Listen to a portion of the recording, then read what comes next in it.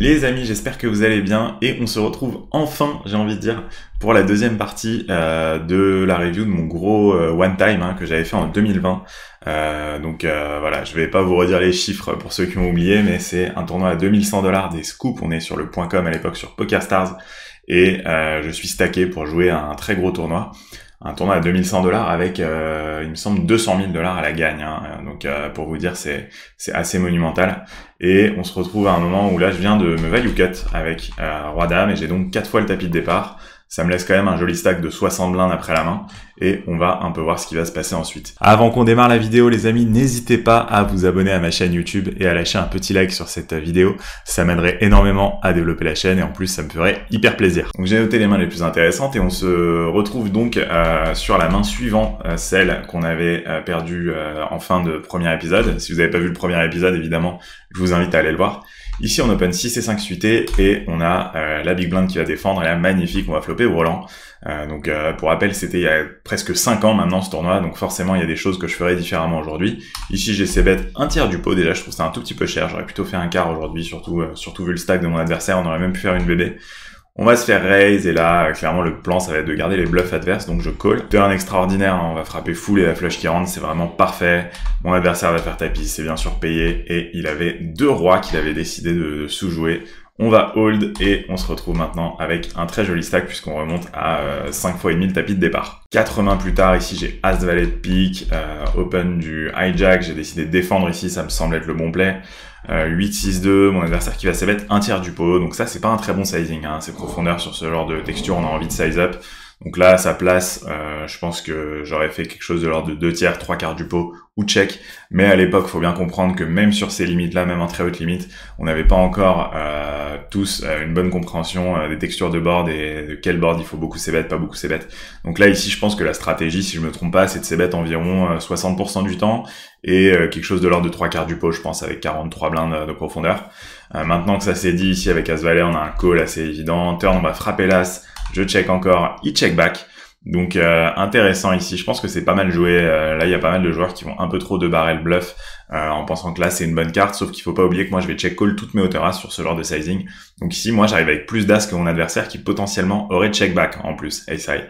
Donc c'était plutôt une turn qui m'avantageait. Et river doublette du 6. Là, mon adversaire, il a quelques 6 évidemment, mais moi aussi, j'en ai. Maintenant, il faut comprendre que j'ai mon meilleur As ici, puisqu'à partir d'As-Dame, j'aurai 3 bêtes systématiquement. Donc ici, si on veut pas que value des brelans et qu'on va avoir quelques bluffs, c'est évident qu'on va vouloir value des mains comme As-Valet. Mon adversaire va sûrement call des mains comme des 6, toutes ses pockets entre 2-9 et 2 rois. S'il a un As mal kické, il peut jouer comme ça aussi. S'il a ses bêtes humains comme As-3 de carreau, par exemple, je pense qu'ici, il va check back une partie du temps la turn et me call facilement en river. Donc j'ai décidé de value, j'ai lâché un gros overbet, 150% pot. C'est pas inintéressant parce que je vais être très polarisé ici, comme j'ai dit, entre des 6, mes meilleurs As, et des bluffs qui vont être des mains comme 9 et 7, 10 et 7, 10 et 9, 4 et 5 suités, etc. Donc j'ai quand même des bluffs assez naturels ici. Donc là, j'aime bien l'idée d'overbet. Mon adversaire va call et malheureusement, il a roi 6 suité. Je pense qu'il a miss value ici parce qu'il ne perd littéralement que contre un full.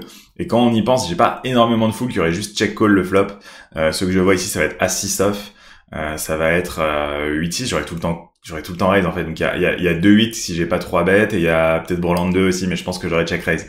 Donc mes full ils se comptent sur les doigts d'une main. En revanche mes 6 moins bons ici, je pense que c'est un énorme miss value de mon adversaire, il doit tout mettre river et quand il y a un raise all-in, je pense que je trouve le fold ici avec As-Valet parce que c'est quand même sacrément naze d'aller call ici As-Valet, on a un pur bluff catcher. Donc ici, petite erreur de mon adversaire, tant mieux pour nous, parce que ça nous enlève, n'empêche, un petit mal de crâne à la river. Alors celle-là, je vous la montre juste pour le suivi, on a un open UTG, j'ai décidé de flat ici, je pense, avec 2 valets, ouais, ça me va.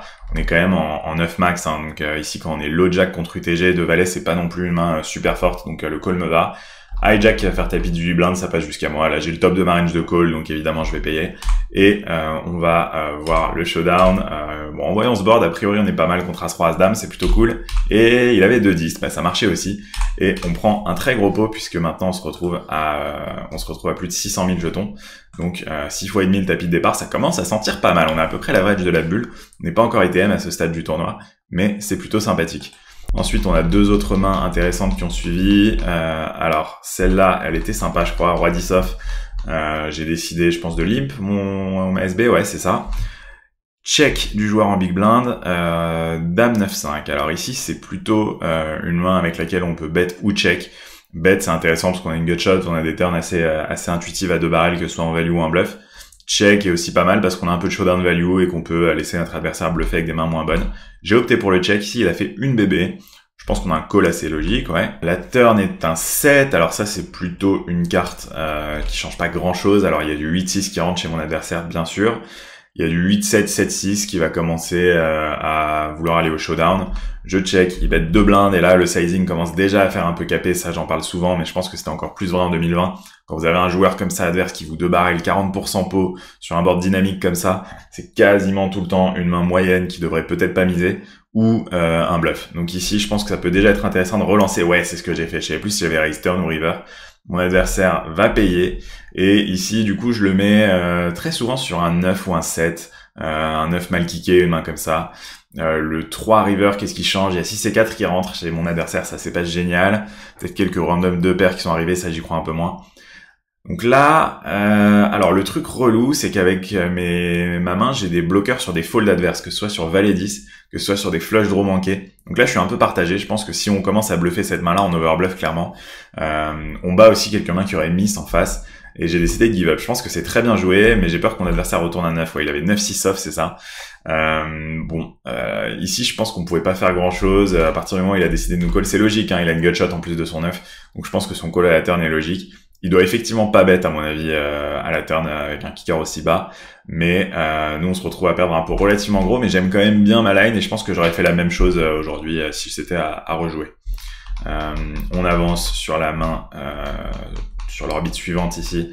À 6 off, on va défendre, je pense, en big blind. Ouais, on aurait pu 3 bet cette main, ça aurait été intéressant vu les stacks. Valet 5-5, mon adversaire qui va bet un quart du pot. Ici, je pense qu'on peut call, c'est pas mal.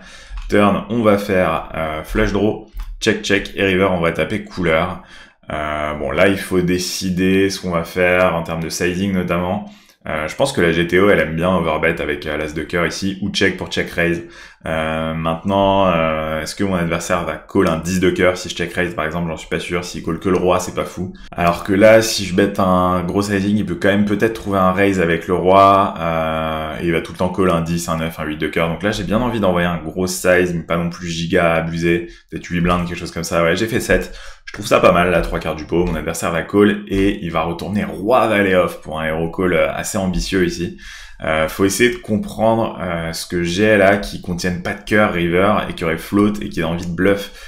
Franchement, il n'y en a pas 50 des mains, c'est des hauteurs as random, genre des as-x de carreau, des as-3, des as-4. C'est un peu tout ce que j'ai qui bluff, mais là je pense que son call est pas bon parce que j'ai quelques fouilles qui traînent aussi, des mains comme dame 5 ou 5 et 2 si j'ai décidé de parier ces mains-là. Broland, enfin full 2 aussi, 2-2 que je peux avoir. Et ensuite, je vais value toutes mes flushs jusqu'à flush hauteur 8 sans problème. Donc ici, je pense que son call est pas bon, mais tant mieux pour nous, ça nous permet à nouveau de gagner un bon petit pot. Alors ensuite, on va être un peu card dead pendant un moment. En tout cas, on n'aura pas de gros pots à jouer. Je vais gentiment dégrind et on se retrouve très avancé puisque là, je fais une avance rapide de 75 mains en fait et on arrive à la main numéro 351. Et celle-là, je me souviens parfaitement de cette main. Je sais juste plus si c'est la dernière main du day 1 ou la première main du day 2. Mais je me souviens que c'était un moment clé comme ça. Je crois que c'est la première main du day 2 si je dis pas de bêtises. Donc là, pour faire un petit arrêt sur image, on est au blind 25 000. Pour rappel, c'est 100 000 le starting stack. L'average pour être ITM, c'était 600 ou 700 000, quelque chose comme ça. Donc on est dans l'argent, ça y est. Donc là, je pense qu'on a déjà chopé un min cash de l'ordre de 4 000 $. C'est assez énorme. Et je me retrouve au low jack avec As-10 off. Ici, en étant déjà ITM, 13 blindes et demi, il n'y a pas trop de débat. Je pense que tapis est une option tout à fait ok. Open, pourquoi pas, mais je pense que c'est un peu dommage de raise fold. Et on se fait call directement par le hijack. Ça sent très mauvais ici. On va se prier pour qu'il ait une main comme paire de 9, paire de 8, paire de 7. Sinon, on sera forcément derrière. Je suis même pas sûr qu'il call roi dame suité. Et le flop qui va être roi 7, 4, c'est pas dingue. Et on fait la stern. Là, ça commence un petit peu à respirer. Le 2 à la river, on va juste espérer qu'il n'ait pas As-Valet plus ou de roi, et il retourne paire de 8. Parfait, on avait un coin flip et on l'a gagné. On se retrouve à nouveau avec un stack autour des 600 000, 700 000, et on est encore pas trop mal avec 30 bébés à ce stade. Quelques mains plus tard, main numéro 365, on a As-Roi suité. J'ai décidé d'open ici. À noter que j'ai fait 2.2, ça c'est un petit problème que j'avais avant. Je pense qu'au-dessus de 20 blindes, je continue à faire plus que 2x. De nos jours, on sait que c'est pas terrible. Ici, je dois faire 2x, c'est l'idéal. Mais il faut pas oublier qu'à l'époque, il n'y avait pas GTO Wizard, donc si on voulait savoir quoi faire dans chaque spot, il fallait faire une sim HRC, hein, donc c'était pas forcément génial pour le préflop. Ici, j'open au low jack, tapis, de la big blind, évidemment, c'est payé. Pareil, avec le replayer de mon tracker, on va voir après la river, ce qu'il avait en face. Bon là, on a pas quand même une belle équité. On va faire un roi river, donc là, de très bonnes chances de gagner cette main. Et ouf, c'était As-Dame en face. On n'a même pas tremblé, en fait. Il avait 2 outs quasiment du début à la fin.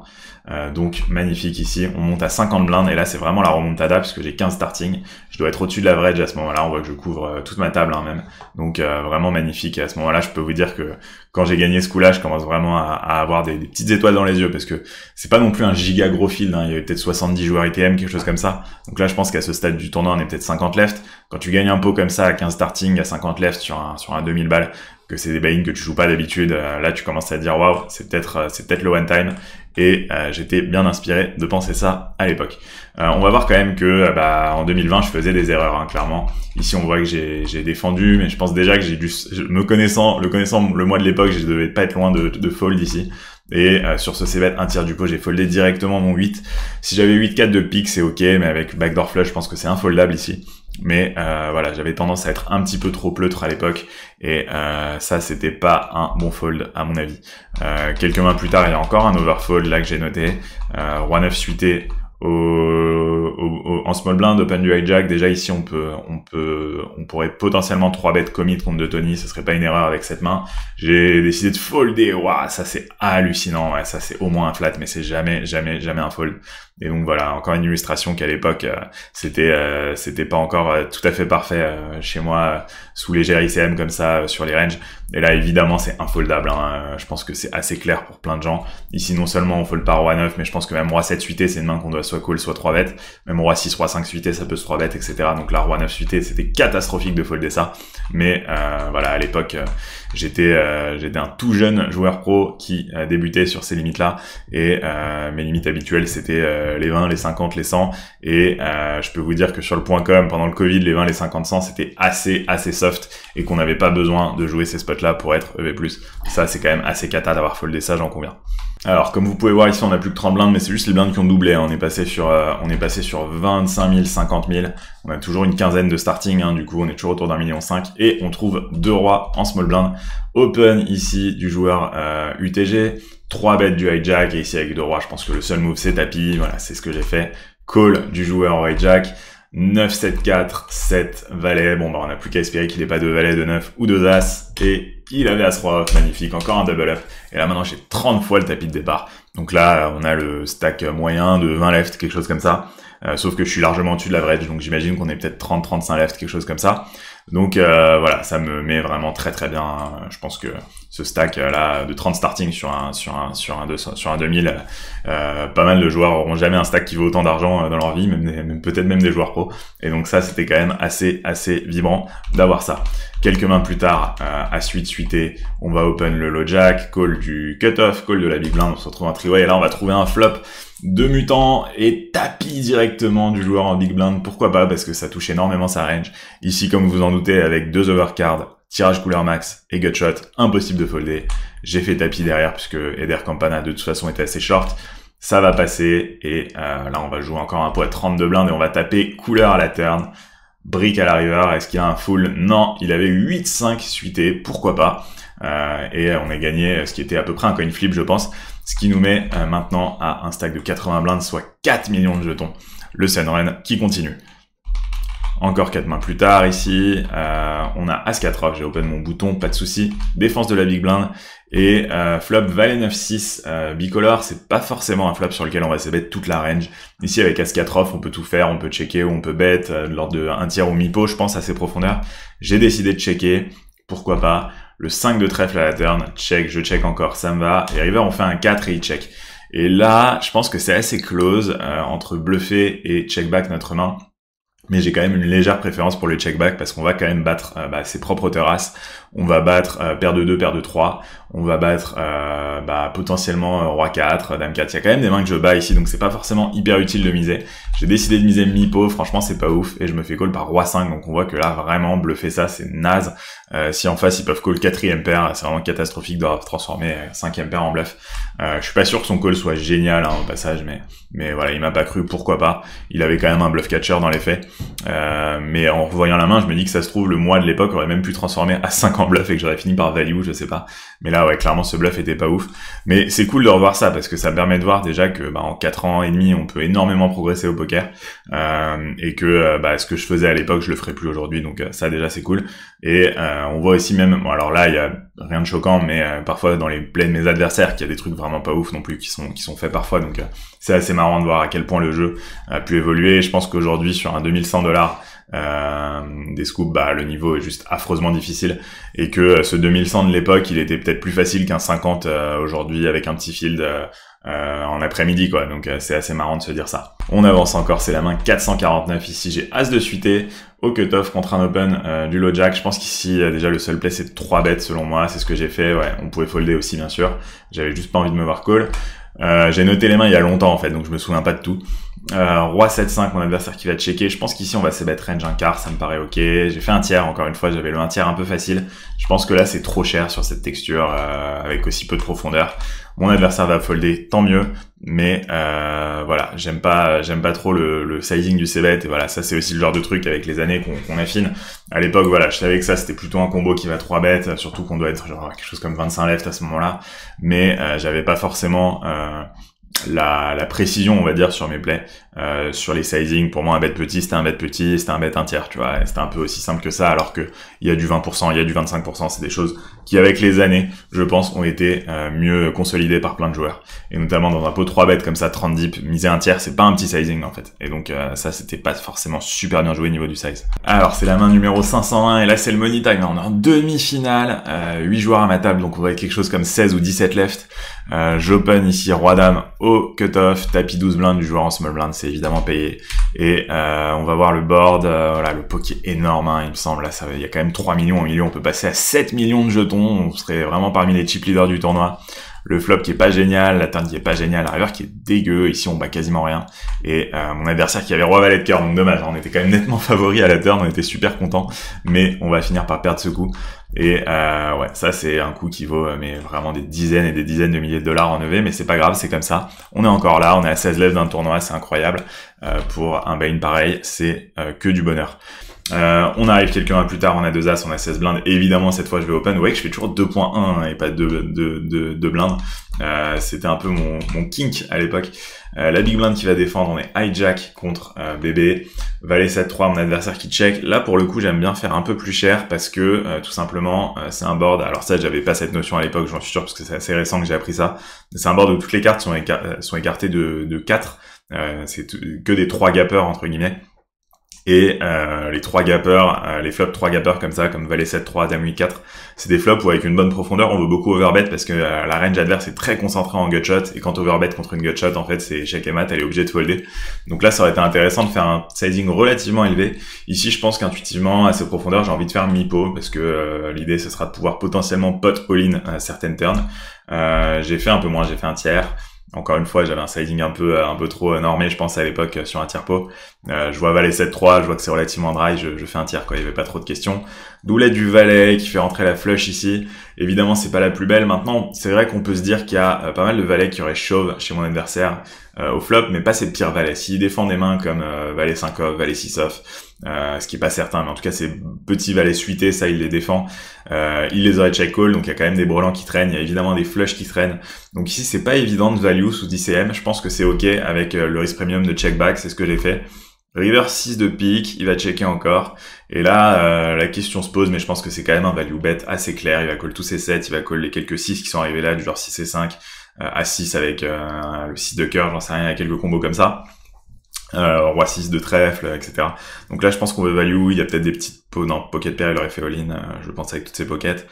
Combien on fait maintenant? Là, pour le coup, j'ai pas envie de bet trop cher. Le but, c'est de se faire call par un 7 ou un 6 assez facilement. J'aurais fait quelque chose comme 4 ou 5 blindes. J'ai fait 2,5. C'est un peu abusé, je pense, sur le petit size. Parce que c'est un peu exploitable. En fait, si mon adversaire veut raise all-in, je suis vraiment dans une sale posture là sous ICM. Donc j'aurais plutôt fait mi-pot pour un peu lui interdire entre guillemets de faire tapis, puisque là mon size il peut être un peu capé. Maintenant, si je fais aussi ce sizing quand j'ai carré de valet, quand j'ai 7-7, quand j'ai couleur max, pourquoi pas. Mais si je fais que ce size avec des mains qui veulent value finement, c'est une grosse erreur, une grosse imprécision technique, parce qu'on peut se faire exploiter. Main 547, c'est la bulle de la table finale ici, j'imagine. Et j'ai As-Dame off au hijack, vous voyez que j'ai fait tapis directement avec 16 blindes. C'est un peu beaucoup, je pense qu'ici c'est vraiment 15 blindes et moins avec lesquels on commence à faire tapis As-Dame off. Maintenant, sous ICM, c'est un poil différent. Peut-être que c'est ok. Je me fais call et là, waouh, le coup de la vie, le coup d'une vie là. On va jouer encore un pot à 5 millions de jetons. Ok, bon là, le flop, il a l'air cool. Je vois pas comment on perd contre beaucoup de mains ici. Ouais, il avait 2-10 et c'est le double up. Et ça, c'est un énorme bol d'air frais. On revient à peu près à l'average, hein, j'imagine, à ce moment-là, à la bulle de la table finale. C'est la main suivante ici. Et on a Roi Valet suité. Oh, je m'en souviens de celle-là. Elle m'a hanté. Celle-là, elle m'a hanté. Roi Valet suité, open du hijack ici et je vais défendre. Le flop qui va venir Valet 3-3, je check, il va s'ébet 30% du pot. Et je pense que mon erreur elle est ici. Mon erreur elle est ici parce qu'ici j'ai call et ça c'était une mauvaise conception que j'avais de l'ICM à l'époque, de pas vouloir jouer agressivement des mains comme ça moyen fort, de peur de me retrouver all-in. Et en fait ce que je comprends pas à cette époque-là de ma vie, je pense, c'est que quand tu joues en call ici, en check call, c'est très facile pour ton adversaire de te mettre full pression et de te multi-barrel. Et c'est exactement ce qui va se passer ici. Je vais call et ça va me coûter cher derrière. Turn 8, je vais checker, il va 2 barrels, un peu plus de la moitié du pot, je vais call. River 7. En soi, il n'y a pas 1000 mains qui me battent ici, mais en gros, il y a quoi? Il y a As-Valet, il y a As-3 suité, il y a 2 As de Roi, 2 Dames de Valet, 2 8, et il y a 9 et 10 suité. Voilà, c'est la liste exhaustive des mains qui me battent ici, je pense. Je vais checker, il va faire tapis, et là, Adi left, top pair, avec un bluff catcher concrètement, parce que je pense pas qu'il fasse tapis Dame Valet ici. C'est catastrophique et on est obligé de folder, et là, j'ai vraiment laissé l'ICM me fracasser. Alors que si tu joues en check raise, le coup est beaucoup plus simple à jouer. Turn, tu vas décider ou non de 2 barrels, et river, à moins d'avoir amélioré, tu vas check, espérer que ça check back. Et vu que là, tu auras check raise sous ICM sur Valet 3-3, ton adversaire, il va beaucoup moins être tenté de te mettre la pression parce que tu vas pas être capé, tu auras des mains très fortes dans ta range et ça va faire un peu plus peur à ton adversaire. Là, je me fais rouler dessus, je fold, et celui-là, je pense qu'aujourd'hui, j'aurais complètement check raise le flop et que ça m'aurait permis de jouer beaucoup plus détente ce spot. 2 mains plus tard, on est quand même en table finale, on peut sabrer le champagne. Je vais vous mettre les payouts. Allez, je vous ai glissé les payouts en haut à gauche de l'écran et encore à l'heure d'aujourd'hui, hein, c'est la plus grosse table finale que j'ai jouée de toute ma vie en termes de prize pool. En même temps, 196 000 $ à la gagne, 19 000 $ assurés, c'est assez énormissime. Et on voit qu'on arrive en mauvaise posture hein, quand même sur cette TF puisqu'on a le 8e tapis sur 9. Il y a que EasyZigno qui a un stack inférieur au mien, mais on voit que c'est assez serré en bas de tableau puisque Lakou a 20 blindes, moi j'en ai 18,5. Chikal très tard en a 24, Flippy en a 28, donc ça peut vite s'inverser. Et que globalement, bon, il y a un chip leader à 55, même le deuxième est à 42 blindes, donc ça peut aller très très vite dans cette table finale. Et on va un peu voir comment ça se passe. Ici d'ailleurs, on remarque que on a le deuxième plus gros stack qui est à ma droite. Ce qui est pas forcément génial parce que si on imagine un scénario où les blindes augmentent pas mal, il va souvent pouvoir me mettre all-in pré-flop en bataille de blindes par exemple. Mais ensuite le Kenden, le vrai chip leader, est relativement loin de nous, donc on va pas très très souvent s'affronter avec lui, ça c'est plutôt une bonne nouvelle. Alors première décision qu'on va avoir de cette table finale, ici on est en big blind, open du joueur UTG1 qui nous couvre de 2 blindes hein, seulement. Et on a 8-6 suité en bébé, franchement c'est pas une décision facile ici. On va évidemment très peu défendre notre big blind dans ce spot parce qu'on est quand même sous un très fort ICM. C'est un tournoi vanilla, on est 9 left, c'est à peu près le pic d'ICM du tournoi. Et on a une main qui va pas être si facile que ça à jouer post-flop si on défend. Maintenant, c'est pas non plus la pire. Celle qu'on va cut surtout, ça va être des mains offsuit un peu pourries. Là je sais, pour avoir déjà run plein de sims comme ça, que Dame Valet off par exemple, on défend pas ici. C'est assez ouf. Mais est-ce que 8-6 suité on défend? Eh ben on va voir ce que nous dit HRC. La réponse, la voici. On voit que 8-6 suité, c'était une défense, alors qu'il gagne pas beaucoup d'argent, mais qui est quand même profitable. Et à noter effectivement que la range de défense ici, elle a une tête sacrément bizarre, parce que comme vous pouvez voir, on doit défendre des mains comme Valet 6 suité, Dame 2 suité. En revanche, on doit folder Dame Valet off, Roi 10 off, As 9 off, Valet 10 off, donc des mains quand même assez fortes offsuit, qui sont des combos extrêmement dominés. Et ici, on préfère largement défendre du coup des mains suitées connectées. Et c'est pour ça qu'on se retrouve à folder Dame Valet off et à call par exemple une main aussi mauvaise que 6 et 3 suitées ou 9 et 5 suitées, qui vont quand même gagner plus d'argent à défendre que As 9 off. Donc ça voilà, c'est des petits trucs qu'il faut savoir. À noter qu'ici les seules mains qu'on va 3 bet pour value, ça va être 2 dames plus et As Roi, et que même As Dame ici c'est une pure défense. Donc voilà un spot qui était assez difficile. Ici j'ai décidé de folder et c'était pas bon tout simplement. Main suivante, ici on est en small blind avec As Dame suité, open du joueur UTG1 et 3 bêtes du bouton, complètement commit contre nous. Qu'est-ce qu'on fait ici? Je pense que j'ai foldé en me disant que j'ai 0 fold equity tout simplement et que ma main n'est pas non plus une claire main de value. On a quand même un chip leader qui 3-bet contre un autre chip leader.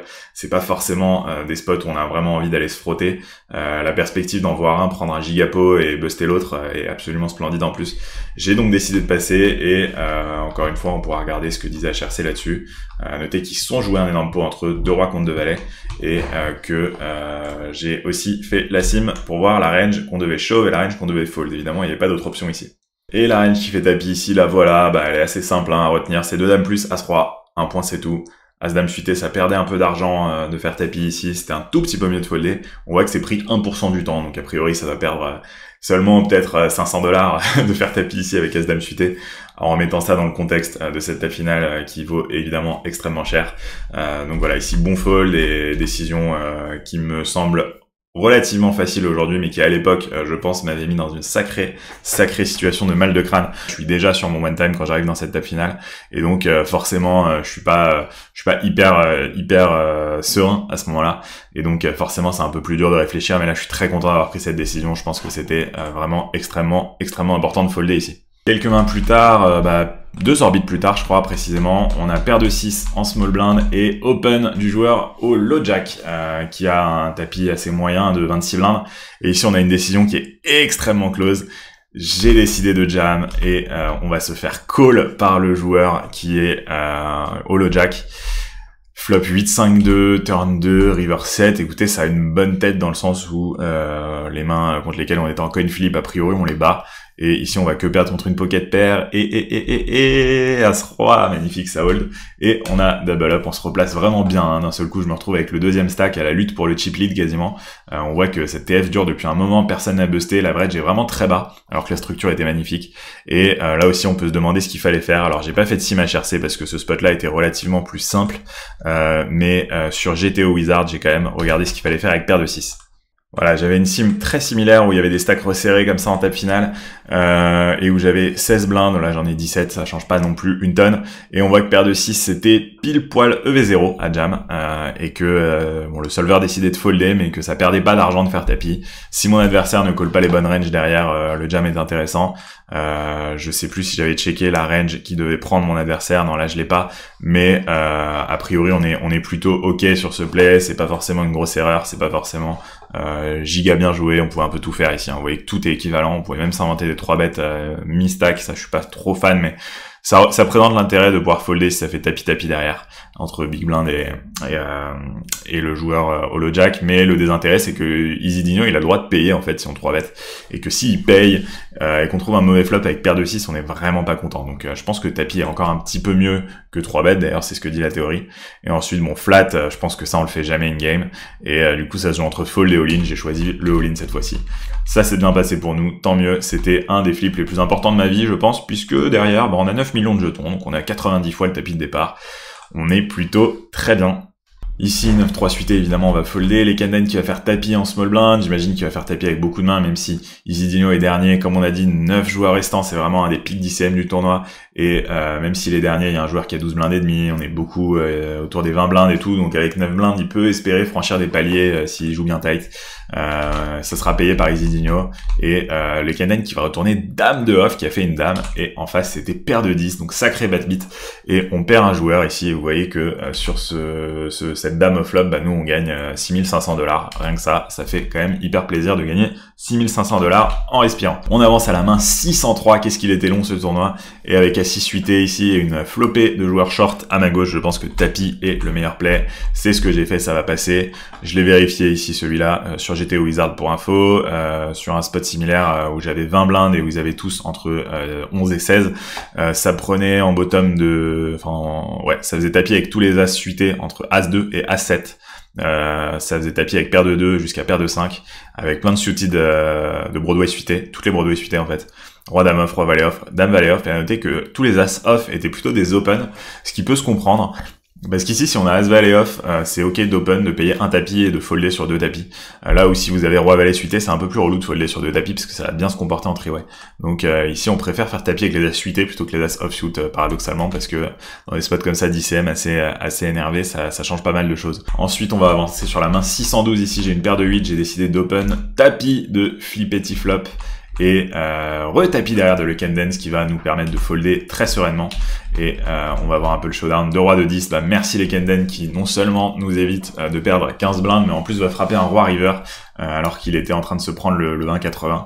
Ça nous permet encore de perdre un joueur. On est 7 left, on a encore gagné 8500 $ sur cette main. Toujours à 7 left ici, j'ai 10-6 off en small blind, Lakou qui a 7 bébés, Omerta qui en a 9, Cleaner qui en a 14. Donc là on est encore une fois sur un spot où on peut mettre une sacrée pression ICM à notre adversaire. J'ai checké là aussi ce que faisait HRC, c'est tapis jusqu'à 10-3 off, jusqu'à 5-3 off, 4-3 off. Évidemment on fait tapis ici avec 10-6 off sans trop réfléchir. On va se faire call par Laco et là exceptionnellement je vais vous montrer les cartes de l'adversaire parce que vous allez voir pourquoi en fait. Il a une paire de 10 et bah ici on est quand même extrêmement mal, hein. C'est la pire main qu'on puisse voir quand on fait tapis avec 10-6 off. Le flop qui va venir valet 3-3. Bon bah a priori GG Laco t'as double up, turn 6 et river 6. Et là je sais pas si vous vous rendez compte de la dinguerie qui se passe. Parce que non seulement on gagne un pot qui vaut 15 blindes à ce moment-là, c'est super important, mais en plus on élimine un joueur. On n'avait même pas un demi% d'équité au flop. Et on gagne sur ce coup, alors qu'on est 7 left, on gagne un palier à 12 000 $. Donc je sais pas si vous vous rendez compte, 1,5% de chance de gagner ce coup. Donc normalement on se retrouve à 21 blindes et à 7 left. Et là au lieu de ça, on se retrouve deuxième à 6 left. Et on a gagné 12 000 $. Et encore aujourd'hui, je pense que c'est le plus gros bad beat que j'ai infligé et le plus gros coup de chance de variance que j'ai eu de toute ma vie. Et les moments où ça se passe mal, j'essaie de me souvenir de cette main. J'en ai déjà parlé 2-3 fois dans mes streams parce que c'est largement la main la plus insane, le coup de bol le plus insane que j'ai eu dans ma carrière de joueur de poker. Et j'imagine même pas la réaction de Lakou qui a dû casser un truc là parce que c'est quand même assez dingue ce qui s'est mangé. Runner full comme ça, c'était ma seule chance de gagner le coup, hein, parce que non, il y avait turn 3 river 3 où je faisais carré au board pour splitter aussi. Il y avait turn 3 river valet où je splittais aussi sur full O3 par les valets. Mais voilà, pour tout vous dire, il y avait que des run-out totalement invraisemblables qui me permettaient de ne pas me faire éliminer là-dessus. Donc c'est absolument dingue. Main numéro 631, on est toujours 6 left ici. J'ai une paire de 2 que je décide d'open au bouton. On peut déjà questionner cet open dans le sens où c'est le chip leader en big blind. Je pense que ça va être ok de fold des paires de 2 voire paire de 3 ici. J'avais pas encore forcément cette notion 35 deep au bouton, tu vois. Les Kenden qui va défendre flop dame 9-6. Et ici, je me dis que contre chip leader, ça sert à rien de faire grossir un pot bêtement. J'ai préféré check back, turn roi, check, j'ai check back encore une fois, et river valet. Et là, les Kenden qui va miser 2 tiers du pot. Et là, je me souviens parfaitement de mon raisonnement. Et je me dis, attends, là, j'ai 16 combos d'As-10 qui vont jouer comme ça. Et ça me paraît assez cohérent. Peut-être on enlève As-10 de carreau. Allez, j'ai 15 combos d'As-10 qui vont jouer comme ça en check flop, check turn et carré river. J'ai aussi 9 et 10 suités parmi mes 10. J'ai peut-être paire de 10 aussi. Donc en fait ici j'arrive avec 15 combos de nuts plus 6 combos de paire de 10 plus 9-10 que je vais avoir peut-être que suité, 3 combos. Donc là j'arrive avec 24 combos de quinte, dont 15 combos de nuts que mon adversaire n'a probablement pas. Puisque je pense qu'il aurait déjà peut-être pas sizé comme ça, première chose. Deuxième chose, il aurait peut-être pu, étant donné qu'il est chip leader, 3 bêtes As-10 en fréquence, ça serait bien joué ici. Et donc là je commence à me faire un film et à me dire attends mais là j'ai un avantage de nuts assez clair. Mon adversaire, qu'est-ce qu'il a comme main forte ici? Pas grand-chose. Ici, il peut arracher avec une tonne de merguez totale, en fait, parce que quand on y réfléchit, lui-même, les seules mains qu'il va miser en value, ça va être un 10 quasiment, parce que les brelans, il les a pas trop, je pense peut-être 2-6 parfois, mais c'est tout. Moi, ici, c'est moi qui ai le plus de brelans aussi, mais je vais pas les relancer, donc c'est pas forcément pertinent. Mais je me dis juste, bon, en fait, le gars, ici, soit il a un 10, soit il a rien. Je vais relancer. Ce que j'ai fait ici, j'ai relancé 3x, paire de 2. Je pense que c'est pas le pire des combos à choisir en bluff ici, parce que comme mon adversaire va pas défendre beaucoup de 2, on va pas trop bloquer la folding range. Ici, ce qui serait relou pour bluffer par exemple, serait d'avoir une main comme 8 et 7, paradoxalement. Disons que j'arrive river avec 8 et 7, c'est un peu relou parce qu'il va peut-être défendre 18 off, il va peut-être défendre 17 off. 2-8, ce serait catastrophique par exemple à transformer en bluff, je pense. Maintenant ici, du coup, plutôt sympa de raise paire de 2, je pense, quitte à avoir des combos de bluff. Peut-être un As-2 suité serait encore mieux parce que c'est cool de bloquer un As pour les quelques rares As-10 qu'il a. Transformer 2 As en bluff, ça n'existe pas parce que j'ai jamais 2 As qui arrivent river sans avoir misé une fois. Donc, j'ai décidé de prendre le spot et là je me souviens que le Kenden il a énormément tanké et il a fini par call avec Dame 10 et j'étais content parce que je me suis dit waouh, si je l'ai fait tanker avec une straight c'est que c'est vraiment bien joué. Ici il faut bien comprendre que si j'ai quelque chose d'autre qu'un 10, je ne value pas de toute façon. Donc si j'arrive river ici avec 2 valets, ce qui est possible, j'ai un pur call, je vais jamais raise de valets ici, ça aurait pas de sens. Donc en fait ici, s'il a tanké, c'est pas qu'il a hésité à faire tapis. C'est qu'il a hésité à se demander, je pense, s'il call pour split ou pas, est-ce que j'ai vraiment des bluffs? Et donc ce bluff-là, même si on peut se dire ouais mais t'es un malade, il coûte super cher à ce moment-là ce bluff. Si j'ai failli faire folder une quinte chez un joueur qui, pour situer, est vraiment un top reg, je me souviens, les Kenden, un vrai top reg des high stakes, donc contre lui, avoir 0 bluff, c'est vraiment le laisser nous marcher dessus. D'avoir trouvé ce bluff contre lui en 2020, j'étais quand même hyper fier de moi. Et encore aujourd'hui, j'ai 0 regret parce que je pense que c'était un excellent bluff et que mon adversaire ici, il aurait pu transfo des 6x, des 9x que j'aurais fait folder, que c'était vraiment pas mal. Donc 0 regret sur cette main. Elle peut avoir l'air de coûter cher comme ça, mais je pense que c'était un bon play. Main numéro 635 ici, on a As-Roi, cleaner qui va faire tapis, c'est évidemment payé. Et on va faire un roi au flop, j'ai l'impression qu'on est plutôt bien, mais ouh, 4 trèfles, est-ce que ça gagne? Ouais, 19 off, incroyable, on élimine The Cleaner 11, et on prend un nouveau palier à 15 000 $ maintenant, on se retrouve avec 60 000 $ d'assuré, c'est assez incroyable. Et à 5 left, j'ai à nouveau le deuxième stack, donc c'est quand même plutôt agréable en plus. Donc vraiment, on vit un rêve éveillé les amis. Et on va voir comment ça va se goupiller à partir de maintenant. On arrive à la main numéro 644. On est toujours deuxième, on est troisième. Il y a Chica qui a gagné quelques jetons. Les Kenden qui va open son cutoff. Le Kenden qui était hyper agressif en chip leader et il openait énormément. Donc ici, j'ai décidé de prendre le 3-bet avec Roi 8 off. Je pense que c'est un bon combo et ça va passer. J'aimais déjà très bien faire ce play que je fais toujours plutôt pas mal là, de 3-bet avec mes rois moyens comme ça, offsuit en big blind, 30-40 dips. Ça fonctionne plutôt bien. Quelques mains plus tard ici, j'ai une paire de 4 au cut-off que j'ai décidé d'open. Encore une fois, c'est un poil loose et j'ai vérifié aussi sur HRC. Je vais peut-être pas vous mettre les sims à chaque fois, mais j'ai vérifié sur HRC. Ici, le bottom, c'était paire de 5. Derrière Omerta qui va faire tapis. En revanche, une fois qu'on a open, là aussi j'ai refait une sim exprès pour vérifier ça. Une fois qu'on a open paire de 4, on doit pas folder avec nos pockets. Les mains qu'on va folder, ça va être nos mauvaises mains offsuit notamment, qu'on a open des mauvais as, etc. Donc ici on a call paire de 4. Voilà, sur ce board ça me paraît assez improbable qu'on ait la gagne. Ouais, dame valet, on va perdre le coin flip. Et malheureusement cet open qui était un tout petit peu trop loose me fait retomber complètement dans le rang là, puisqu'on est un peu à égalité maintenant avec Omerta et Sergo. C'est plus le même tournoi, mais on est loin d'être fini. On va avancer, une petite période où vous voyez j'ai pas énormément de jeux. Bon là j'ai un As-Roi que j'ai open, je crois que ça a rien donné. Ouais, je me retrouve 4-way, 3-way au flop, ça ne donnera rien. On avance. Vous voyez qu'on est à peu près stable à l'ulti-stack. Il y a quelques tapis qui sont passés. Et ici, on se retrouve avec As-Valet off, tapis, payé, et split. Ouais, split, ça me va. Et on avance. Main numéro 689, pardon. J'ai encore une paire de 4. Et Chica le Treta qui fait tapis, 14 blindes et demi. Qu'est-ce qu'on fait ici? C'est hyper close. En revoyant la main, je pensais que c'était un call, mais Chica le Treta, s'il jam correctement, à savoir s'il jam vraiment énormément de mains, Notre bottom c'est censé être paire de 6. Et pour peu qu'il jamme pas assez, ce qui est tout à fait plausible ici, on peut même peut-être folder une paire de 6 et call paire de 7.